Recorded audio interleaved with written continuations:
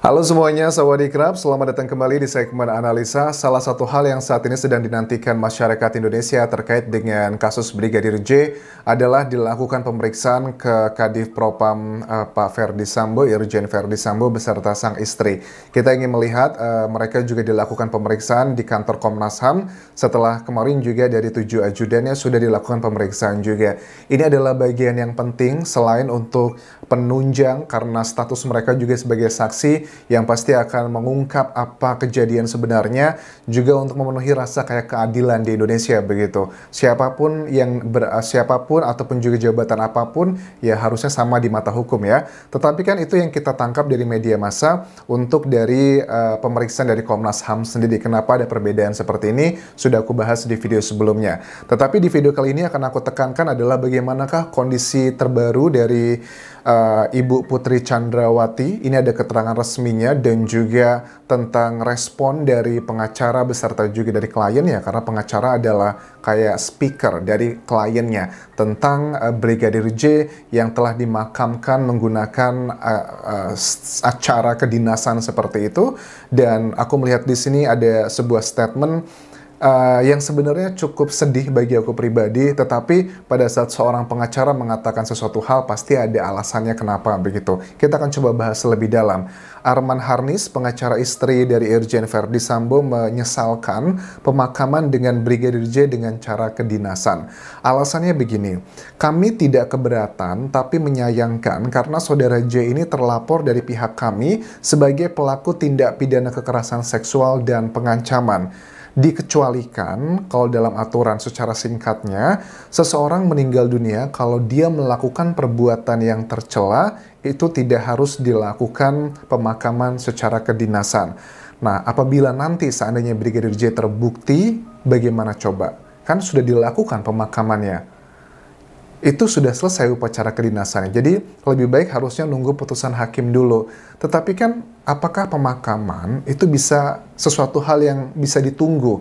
Kan kalau nggak tahu ya, kalau di Thailand sih bisa ya diawetkan, nunggu di freezer jenazahnya. Tetapi apakah itu manusiawi atau tidak begitu kan ya? Oke, yang pertama beliau katakan secara aturan memang seperti itu, aku harus mengakui itu adalah benar. Tetapi kan pada saat belum ada putusan pengadilan itu maksudnya masih dalam status dugaan ya. Nah, dikatakan di sini kalau seandainya Brigadir J terbukti benar bersalah apa yang dituduhkan dari pihak dari istri Kadif Propam. Nah, kalau seandainya tidak terbukti bagaimana? Sudah kehilangan, sudah menjadi korban, terus juga proses terakhir untuk penghormatan juga tidak ada, itu pun bagaimana? Jadi semuanya serba 50-50, tapi menurut aku pada saat kita membahas kasus ini jangan hanya menggunakan ya logika dan juga logika hukum ya, tapi juga harus menggunakan rasa jiwa kemanusiaan lah ya, karena yang jelas-jelas sudah meninggal dunia adalah Brigadir J yang ibunya, ayahnya, dan keluarganya sangat histeris sekali. Ditambah dengan hal seperti ini, aku yakin sekali itu akan memicu kemarahan masyarakat Indonesia, bukan tentang Brigadir J-nya lagi, tapi tentang rasa kok ada kesan semena-mena seperti itu. Ya, kita harus mengakui pengacara mengatakan ini, ya apakah ini adalah statement juga yang dikeluarkan dari istri Kadif Propam dan juga Pak Irjen Ferdy Sambo? Ya, kita assume-nya adalah seperti itu.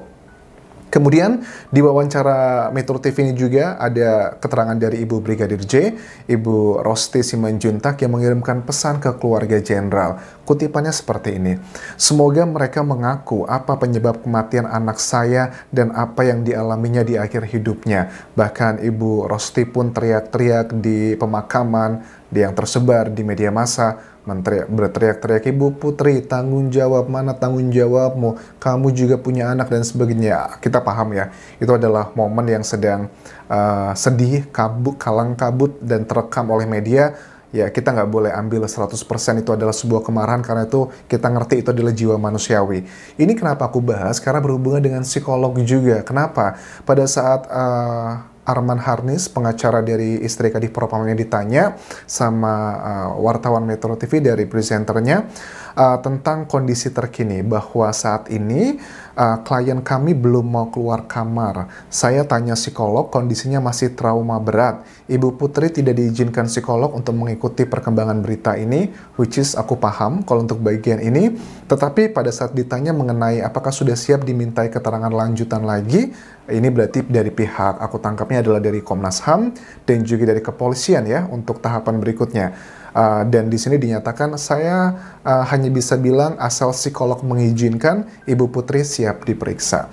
Ini kan kayaknya secara kata-katanya adalah secara hukum ini adalah hal yang wajar dan alibinya kuat ya. Kalau psikolognya orang yang expert mengatakan dia tidak bisa untuk diperiksa ya tidak boleh tanpa bermaksud mengecilkan bahwa dugaan pelecehan ini terjadi. Tetapi kalau kita lihat dari Ibu Rosti Simanjuntak begitu ya, dengan kita melihat secara visual begitu bukan dramatis ya begitu sedihnya, begitu stresnya, begitu luar biasa kita lihat di media massa. Itu pun kita juga saksikan sebelum otopsi kedua kemarin. Beliau beserta 10 anggota keluarga lainnya itu dilakukan pemeriksaan di Polda Jambi. Harusnya juga Ibu Putri tanpa bermaksud mengecilkan luka seorang korban dugaan pelecehan seksual tersebut, untuk mempercepat kasus ini agar selesai, harusnya segera langsung memenuhi panggilan, ya at least adalah dari Komnas HAM. Apakah ini menjadi salah satu alasan Komnas HAM mengatakan pemeriksaan ke Pak Ferdy Sambo dan juga istri itu nanti akan dilakukan ya setelah semuanya terkumpul begitu, sembari menunggu jiwa dari Ibu Putri ini kembali normal atau stabil lagi gitu. Well, tentunya please jangan ini lebih ke rasa keadilan gitu loh teman-teman. Kan bukankah kita sama ya di mata hukum ya, tapi yang kita tangkap kok kesannya adalah seperti ini gitu. Tentunya ada yang pro, ada yang kontra dengan statement ini, tetapi dengan azas praduga tak bersalah karena kedua belah pihak kan sudah melaporkan dengan pasalnya masing-masing, harusnya segera diselesaikan, diikuti sebagai pelapor agar kasusnya segera selesai dan tidak berlarut-larut.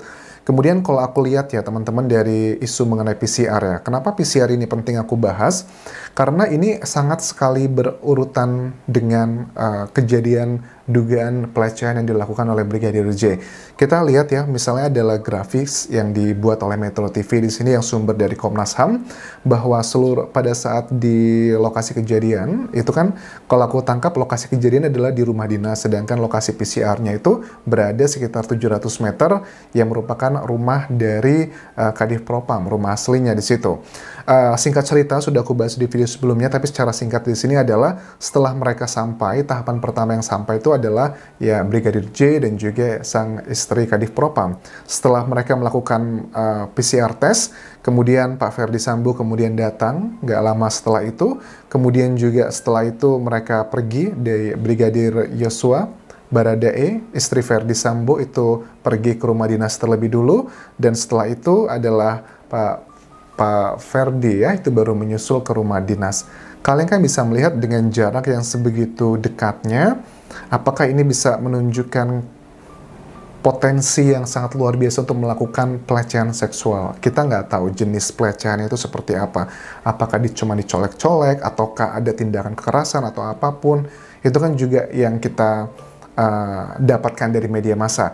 Tetapi untuk bagian ini adalah ada yang bilang bahwa aku sempat nonton di acaranya Deddy Corbuzier ya, pada saat mengundang seorang psikolog yang mengatakan yang namanya tindakan pelecehan seksual itu tidak ada jaminan orang yang lebih nggak berpengaruh, lebih rendah jabatannya atau lebih kecil secara ekonomi tidak mungkin melakukan ke orang yang lebih tinggi jabatan ataupun juga ekonominya. Itu memang benar sekali, tetapi juga kita harus ingat ya, dalam dunia forensik itu pun juga ada psikolog forensik dengan keterangan-keterangan dari misalnya sejumlah pakar psikolog forensik mengatakan kok tipikal tuduhan yang diberikan ke Brigadir J untuk melakukan tindakan pelecehan seksual tersebut adalah di area yang tidak dia kuasai, dengan waktu yang sangat terbatas ke orang yang lebih superior. Itu juga kalau kita ngomongin soal data ilmiah, pada saat kita menyanggah, kita juga meng-quote-nya dari sanggahan-sanggahan dari data ilmiah adalah psikolog forensik. Jadi ini sekaligus aku mau menjawab ya sebenarnya beberapa teman-teman yang nonton videonya Deddy Corbuzier bahwa Bisa aja terjadi kok sama orang yang lebih tinggi jabatannya, iya bisa, tapi kan itu bukan satu-satunya faktor ya. Ada beberapa faktor-faktor lainnya yang tidak menyampingkan logika berpikir. Tentunya ini dengan azas praduga tak bersalah. Kenapa aku bahas ini?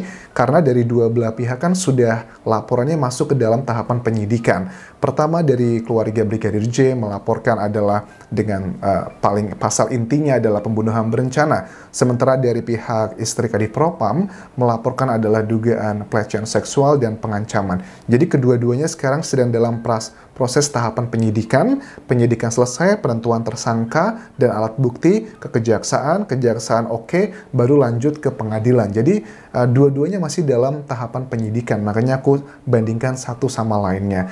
Jadi itu adalah yang bisa aku update untuk video kali ini, dan aku tahu ini adalah topik yang sangat sensitif. Mudah-mudahan kejadian ini ngebuat kita jadi lebih berpikir kritis teman-teman ya. Pada saat kita ngomongin soal sains ilmiah, itu adalah hal-hal yang berhubungan dengan logika. Ya, jadi kalau bagian pertama sudut pandang logika aja udah nggak masuk akal, apalagi dengan ditambahkan kuotan-kuotan berbagai macam expert di bidangnya. So, itu yang bisa aku update untuk video kali ini. Terima kasih sudah menonton, sampai ketemu lagi di video berikutnya. Kapun kerap semuanya. Bye-bye.